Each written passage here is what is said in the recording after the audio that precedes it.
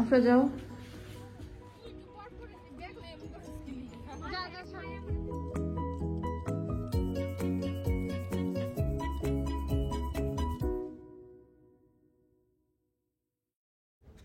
আসসালামু আলাইকুম সবাইকে, welcome to my channel Bikrampur family. আশা করছি সকলেই ভালো আছেন। আলহামদুলিল্লাহ, আল্লাহ তাআলার রহমতে আমরাও কিন্তু ভালো আছি। আজ 22শে ডিসেম্বর 2024 এবং 7ই পৌষ 1431 বঙ্গাব্দ। নতুন দিনের নতুন আরেকটি ব্লগ নিয়ে হাজির হলাম আপনাদের মাঝে। সকালবেলা দেখতেই পারছেন আমি কিন্তু একটা পলি নিয়ে তারপর কিছু করলা পেরে নিচ্ছিলাম, কারণ আজকে কেন আমি একটা মানে পলির মধ্যে করলাগুলো রাখছি তাই কিন্তু জানতে হলে দেখতে হবে আজকের ব্লগটি।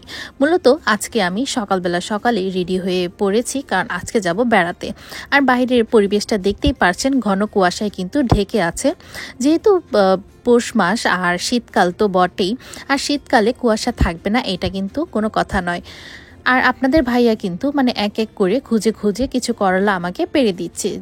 সাধারণত আমরা গ্রামের বাড়ি যখন যাই তখন দেখা গিয়েছে যে গ্রাম থেকে কিছু নিয়ে আসি, কিন্তু এখন যেহেতু আমার ঘরে মানে বাসায় যেহেতু কিছু গাছের সবজি হয়েছিল সেটা নিয়ে কিন্তু আমি আমার বোনের বাসায় বেড়াতে যাচ্ছি। আফরা কিন্তু রেডি হয়ে পড়েছে আর আমি কিন্তু রেডি হয়ে যাচ্ছি, যদিও আপনাদের ভাইয়া যাবে না, সে হচ্ছে আমাদের শুধু গাড়িতে তুলে দিয়ে তারপর চলে গিয়েছিল। আর এই তো মা মেয়ে দুইজনে হচ্ছে রওনা দিলাম আল্লাহ তাআলার নাম নিয়ে।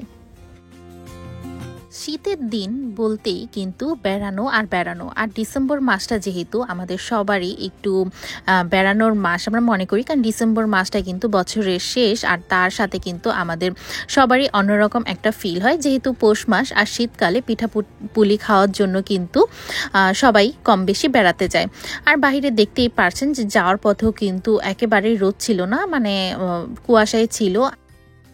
বেলা বাড়ার সাথে সাথে কিন্তু রোদের চেহারা দেখা গিয়েছিল, যদিও মানে রোদ উঠতে শুরু করেছিল। আর আমরা আসার পর কিন্তু নাস্তা করে নিচ্ছিলাম। আর আফরাকে কিন্তু আসার সময় আমি তেমন একটা রেডি করাতে পারিনি, কারণ আমরা হচ্ছে অনেকটাই সকালে রওনা দিয়ে আসার ফলে মানে আফরাকে জাস্ট একটা ড্রেস পরিয়ে তারপর সোয়েটার পরিয়ে নিয়ে আসা হয়েছে। আর আসার পর হচ্ছে আমি চা খাচ্ছিলাম, সাথে রুটি ছিল, কেক ছিল। মানে আমি হচ্ছে বললাম যে যা আছে দাও, আর কি সকালের নাস্তা হলেই হবে, তাই হচ্ছে বেশি আর কি পরিপাটি ভাবে না, মানে যেভাবে সাধারণত আমরা সকালের নাস্তাটা করি আর কি বাসার মধ্যে সেভাবে কিন্তু করে নিচ্ছিলাম।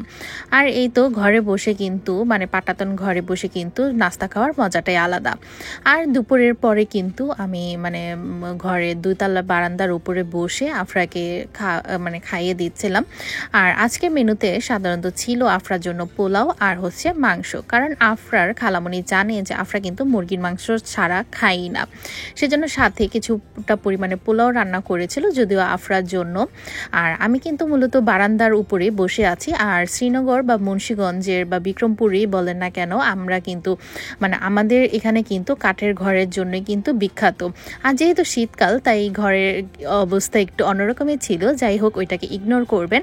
আর এই তো বাইরের পরিবেশটা আপনাদের সাথে একটু শেয়ার করলাম, যেটা কিনা আমার কাছে খুব ভালো লাগছিল, কারণ দুইতলার উপরে এভাবে করে বসে আর একটা মানে নিরিবিলি পরিবেশে মানে আফরাকে খাইয়ে দিচ্ছিলাম। আফরাকে খাওয়ানোর পর কিন্তু আমিও খেতে বসে পড়লাম। আর আজকের মেনুতে সাধারণত ছিল হচ্ছে ভাত আর হচ্ছে প্রথমে হচ্ছে ভাজি দিয়ে খাচ্ছিলাম। এখানে হচ্ছে লাউ আর একটা ডিম দিয়ে আমার বোন ভাজি করেছিল, এটা হচ্ছে প্রথম স্টার্টার হিসাবে খেলাম। এরপর হচ্ছে কিছু চান্দা মাছ ভাজা, এটা কিন্তু একেবারেই বিলের টাটকা চান্দা মাছ ছিল, যেটা কিনা একটু পেঁয়াজের বেরেস্তা দিয়ে ভেজে নিয়েছিল। আমি আসার আগেও যদিও মানে আমার বোনের রান্না শেষ হয়ে গিয়েছিল, মানে আমি আসার পর হচ্ছে খেয়েছি। আর সাথে তো মানে কাঁচামরিচ আর হচ্ছে শসা না হলে হয়ই না, কারণ এইরকম খাবার দেখা গিয়েছে যে ভাতের সাথে খেতে কিন্তু ভালোই লাগে। আর আমার ভাগ্নিকে বলছিলাম এক টুকরা জাস্ট মাছ দাও, এখানে ছিল রুই মাছের ভোনা, যেটা কিনা মানে ধাপে ধাপে খেয়ে নিচ্ছিলাম। আর অনেকদিন পর যেহেতু নিজে রান্না না করে বোনের হাতে রান্না খাচ্ছিলাম, তাই কিন্তু খেতে অসাধারণ লাগছিল। আর সর্বশেষ হচ্ছে কিছুটা পরিমাণে মুরগির মাংস আমি নিয়ে নিলাম, কারণ এভাবে আস্তে আস্তে খেতে বা দেখা গিয়েছে যে বেড়াতে গিয়ে কিন্তু অন্যরকম একটা ফিল আসে। সাথে তো কাঁচামরিচ ছিল, কারণ যেহেতু আমি ঝাল খেতে অনেকটাই পছন্দ করি। যেহেতু বেড়াতে এসেছি তাই ঘুরতে যাওয়া তো মাস্ট।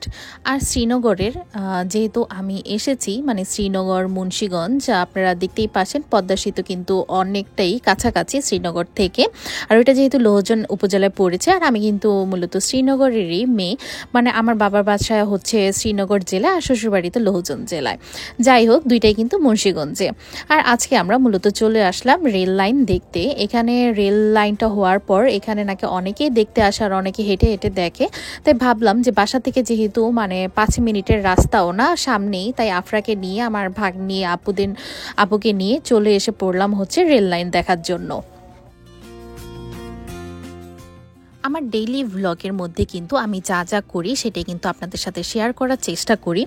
আর আজকে মূলত আমি যেহেতু আমার গ্রামের বাড়ি মানে হোম ডিস্ট্রিক্টে এসেছি, তাই আপনাদের সাথে যেটা না বললেই নয়, মুন্সিগঞ্জ কিন্তু বাংলাদেশের মধ্যে ঢাকা বিভাগের একটি প্রশাসনিক অঞ্চল। মুন্সিগঞ্জ ঢাকা বিভাগের একটি জেলা। আর এটার প্রাচীন নাম কিন্তু বিক্রমপুর, যেটা কিনা আমার চ্যানেলের নাম। আর বিক্রমপুর বললে কিন্তু অনেকে চেনে, আবার কিন্তু অনেকেই চেনে না। আমরা যারা স্থানীয় আছি তারা কিন্তু বিক্রমপুরটাই বেশি ইউজ করি। মুন্সিগঞ্জ হচ্ছে মানে ঢাকার একেবারে পাশের একটি জেলা, যেটা কিনা ঢাকা বিভাগেরই অন্তর্ভুক্ত। আর এইটার প্রতিষ্ঠা মানে মুন্সিগঞ্জ জেলাটার প্রতিষ্ঠা কিন্তু 1 মার্চ 1994 সালে এইটার প্রতিষ্ঠা হয়। মুন্সিগঞ্জের নাম শুনলেই কিন্তু অনেকে মনে করে ভাগ্যকুল মিষ্টি, আর সাথে তো আছে মাওয়া ফেরিঘাট। কারণ মাওয়া ফেরিঘাটের কথা শুনলে কিন্তু বা ইলিশ মাছের কথা শুনলেই কিন্তু অনেকে বুঝতে পারে যে এটা মুন্সিগঞ্জেরই অন্তর্ভুক্ত। মুন্সিগঞ্জের মোট উপজেলার মধ্যে মানে 6টি উপজেলার মধ্যে একটি হচ্ছে শ্রীনগর। আর শ্রীনগর উপজেলাটা কিন্তু মানে মুন্সিগঞ্জের মধ্যে সর্ববৃহৎ আয়তনের একটি উপজেলা। মুন্সিগঞ্জে যেহেতু মানে শ্রীনগরে আমার জন্মস্থান নয়, অবশ্য আমি ঢাকাতে জন্মগ্রহণ করেছি, কিন্তু আমার হোম ডিস্ট্রিক্ট যেহেতু শ্রীনগরের মুন্সিগঞ্জে, তাই আপনাদের সাথে কিন্তু এই কথাগুলো শেয়ার করা। আর যখন আমরা ট্রেন লাইন দিয়ে হাঁটছিলাম মানে পিছন দিক দিয়ে কিন্তু একটা ট্রেন আসছিল, যেই ভিডিওটা আপনাদের সাথে শেয়ার না করলেই নয়। এই ভিডিওটা আমার কাছে খুবই ভালো লেগেছে। যদি আমরা একটু আতঙ্ক হয়ে পড়েছিলাম, যদি একটু সাইড দিয়ে যেত তাহলে হয়তো আমাদের কোনো সমস্যা হতো নাকি। যাই হোক আমরা কিন্তু অনেকটাই দূরত্ব বজায় রেখেছিলাম। আর যেহেতু হাঁটতে গিয়েছিলাম আর একটু সতর্কতার সাথেই কিন্তু আমরা হেঁটেছিলাম। আর এই জায়গাটা আসার পর মূলত আমার কাছে খুবই ভালো লেগেছিল। আমার মেয়ে কিন্তু অনেকটা এক্সাইটেড ছিল, যদিও ওর বাবাকে অনেকটা আমরা মিস করছিলাম। কারণ কোথাও ঘুরতে গেলে দেখা গিয়েছে আপনাদের ভাইয়া কাজের চাপের জন্য হয়তো বা যেতে পারে না, আমার মেয়েকে তো আমাকেই নিয়ে যেতে হবে। আর অনেক দিন যাবতে আমার বোন বলছিল যে বেড়াতে আসার জন্য। আর অনেকে বলতে পারেন এটা তো আপনার গ্রামের বাড়ি না, আপনার বোনের বাড়ি। হ্যাঁ, এটা আমার বোনের বাড়ি, কিন্তু আমাদের গ্রাম হচ্ছে শ্রীনগর উপজেলাতেই পড়েছে, আর আমার বোনের বিয়েও হয়েছে শ্রীনগর উপজেলাতে। আর সাথেই দেখতে পাচ্ছেন ঢাকা মাওয়ার যে হাইওয়ে রাস্তাটা, সেইটা মূলত আমরা যে আজকে শ্রীনগরে মানে দেখতে এসেছিলাম রেলওয়েটা, সেটা কিন্তু এখন পর্যন্ত চালু হয়নি। আর এইটা মানে সামনেই হয়তোবা চালু হবে। কিন্তু লোকাল ট্রেন, এখানে কিছু ইনফরমেশন নিলাম, সেটা হচ্ছে লোকাল ট্রেন কিন্তু প্রতিনিয়ত মানে এখান দিয়ে যাতায়াত করবেন, প্রত্যেকটা স্টেশনে হচ্ছে থামে। এই ইনফরমেশনটা নেওয়ার জন্য মূলত আমাদের ওইখানে যাওয়া ছিল। আর আমার কাছে রেলওয়ে স্টেশনটা খুবই ভালো লেগেছে, যদিও যখন চালু হবে তখন এত সুন্দর থাকলেই হয়, কারণ আমরা তো বাঙালির কথা না বললেই নয়। আর বাহিরে যেহেতু বের হয়েছিলাম আমাদের তো কিছু খেতে হবে, তাই জমজম টাওয়ার, যেটা কিনা শ্রীনগরে অবস্থিত, সেখানেই পাশে হচ্ছে একটা রেস্তোরাঁয় আমরা বসলাম। এখানে নাকি বার্গারটা খুবই মজা, সেজন্য কিন্তু এখানে আমাদের যাওয়া। শ্রীনগর আমার জন্ম না হলেও কিন্তু আমি মানে এখানে আমার অনেকবার আসা হয়েছে, যেহেতু আমাদের গ্রামের বাড়িও মানে আমার বাবার বাড়িও শ্রীনগরে। আর ছোটোবেলা থেকে হচ্ছে গ্রামে আমার প্রচুর আসা হয়েছে। গ্রামের পরিবেশ প্লাস কালচার সবই হচ্ছে আমার মুখস্থ করার মত। আমরা মূলত যে ক্যাফেটাতে গিয়েছিলাম সেই ক্যাফেটার মানে সেট মেনুটা একটু দেখিয়ে দিলাম। আর এখান থেকে আমাদের বেশি কিছু অর্ডার করা হয়নি, আমরা হচ্ছে 5-6 জন গিয়েছিলাম, 5টা বার্গার অর্ডার করেছিলাম, আর সাথে আফরার জন্য একটা ফ্রেঞ্চ ফ্রাই অর্ডার করেছিলাম। বার্গারটা আমার অ্যাভারেজ মনে হয়েছে, খুব বেশি যে ভালো সেটা বলবো না, কিন্তু দাম অনুযায়ী মনে হয় ঠিকই আছে। কারণ দামটা ছিল মাত্র হচ্ছে 65 টাকা, আর সাথে কিন্তু একটা গ্লাভসও দিয়েছিল, যেটা আমার কাছে খুবই ভালো লেগেছে। আমার মেয়ের জন্য কিন্তু অর্ডার করা হয়েছিল ফ্রেঞ্চ ফ্রাই, কারণ ও বলছিল যে আম্মু আমি বার্গার খাবো না। আর বার্গারটার মধ্যে মানে এই পরিমাণে সালাড টাইপের জিনিসপত্র ছিল, মানে কিছু কাঁচামরিচ, পেঁয়াজ আর শসা ছিল, যদিও এটা অর্ডার করার পরেও ও খেত না। যাই হোক, ভালোই হয়েছিল, ফ্রেঞ্চ ফ্রাই খাচ্ছিল। তো আজকের ব্লগটি শেষ করছি এখানেই। ব্লগটি আপনাদের কেমন লেগে থাকলো তো অবশ্যই আমাকে কমেন্ট করে জানাতে ভুলবেন না। চ্যানেলটিকে সাবস্ক্রাইব করে পাশেই থাকবেন আর ভিডিওতে একটি লাইক দিতে ভুলবেন না। আল্লাহ হাফেজ।